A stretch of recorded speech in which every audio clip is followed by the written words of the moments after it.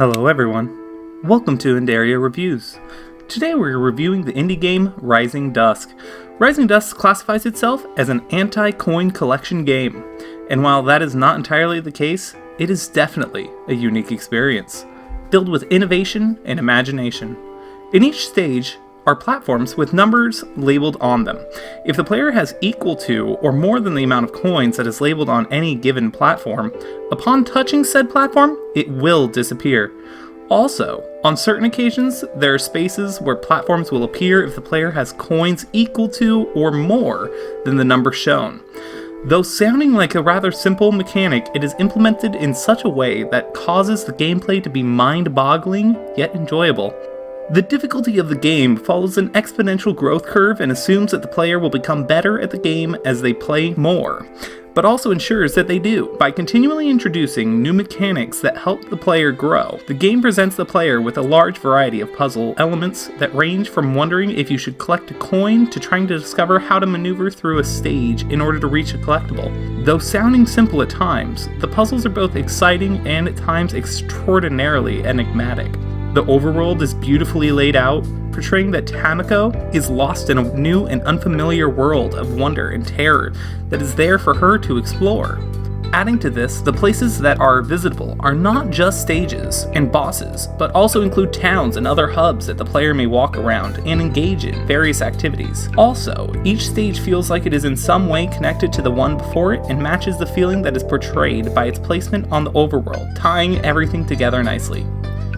Select collectibles in a few levels require a second playthrough of said level in order to obtain. This is mostly due to the fact that some of the collectibles in the level require the player to collect a certain amount of coins, while others require a lesser amount to obtain, causing the player to choose which to collect and forcing a second playthrough of the stage. Though this adds an essence of replayability to the stages, it is purely artificial, dulling the experience for the player. In certain instances, obstacles that are supposed to be path blockers can be hopped over by jumping against them and then jumping a second time at the top of your first jump.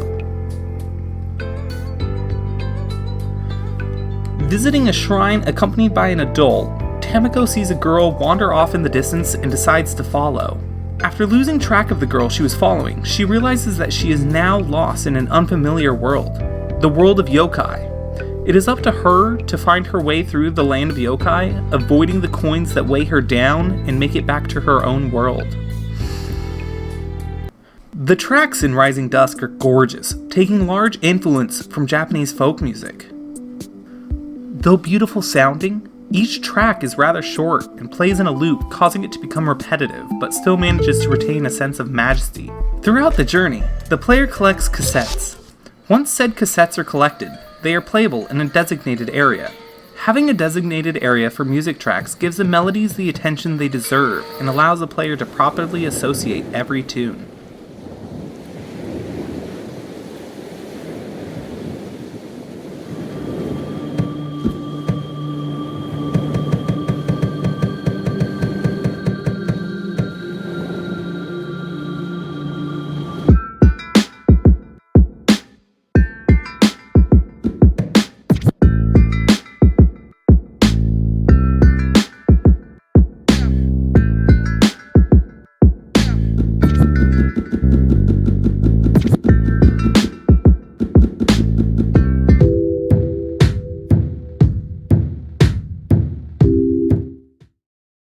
Overall, we give Rising Dusk 17 circles and 7 stars.